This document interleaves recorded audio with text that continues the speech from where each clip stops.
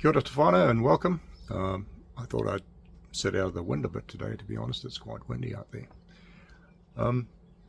You have to understand the nature of the work, right? Operating in a Koevoet Zulu team for any length of time. You didn't just collect stories, you know, you collected steel. Because of the kopgeld system that we had back then, we were like magpies for Russian munitions. Every scrap of ordnance was, you know, the mark of a job well done.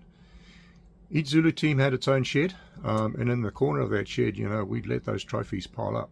It was a graveyard of Soviet engineering, you know, TM-46 and TM-62 landmines, POM-Z anti-personnel mines, piles of RPG-7 rockets.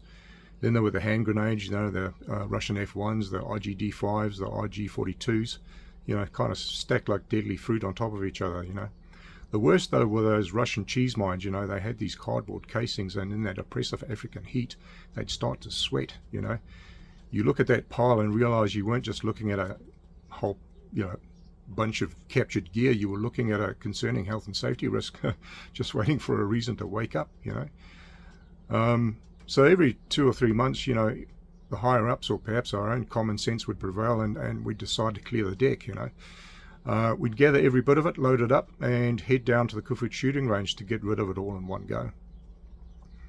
Now, because of my explosive training in the sappers, the honour kind of always fell to me. You know, I was the one that had to arrange the ordnance, dance with the C4, and manufactured the shaped charge.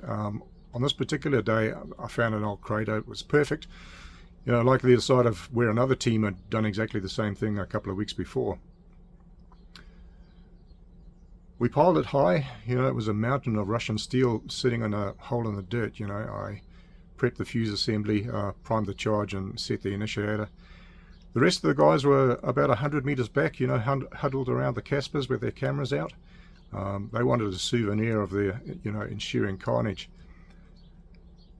You need to You need to visualize the Koevoet shooting range, right? It was a vast stretch of open land, nothing but dirt berms at the far end where, you know, donkeys often like to graze.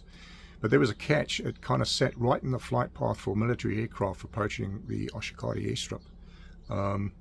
Now, usually Zulu teams using the range were responsible for informing the South African Air Force Flight Control that we were going hot. But that day, I don't know, I guess everybody figured somebody else had made the call, you know, nobody really took it into account. I lit that fuse. I remember the smell of it burning. Took a casual stroll back to the group, you know, the kind of walk you do when you know exactly how many seconds you have left. I reached the Caspers, turned around, and, you know, waited for the show. That's when we heard it, you know, not the explosion, but the drone of engines.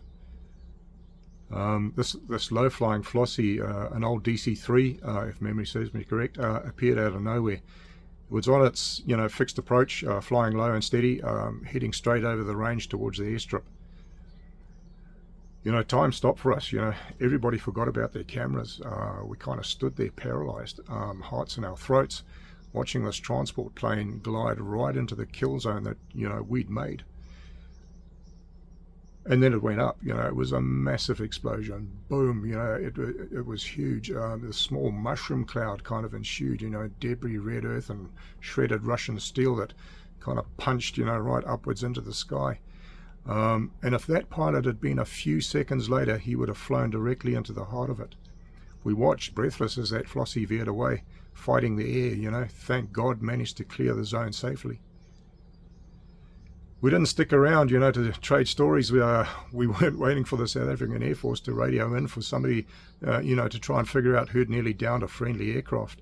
You know, we saw the potential loss of life, felt the weight of our own oversight, and we got the hell out of there. That incident, you know, and ones like that kind of stay with you. You know, it's a feeling of utter helplessness in a situation that you created yourself. You know, people talk about friendly fire and they laugh, but I don't believe there's any such thing. There's nothing friendly about it, you know. There's only abject stupidity, to be honest. And I'll tell you what, on that particular day, we had enough stupidity to fill a whole crater. Ka kite anō. Thanks for watching. Thanks for listening. We'll see you all next time.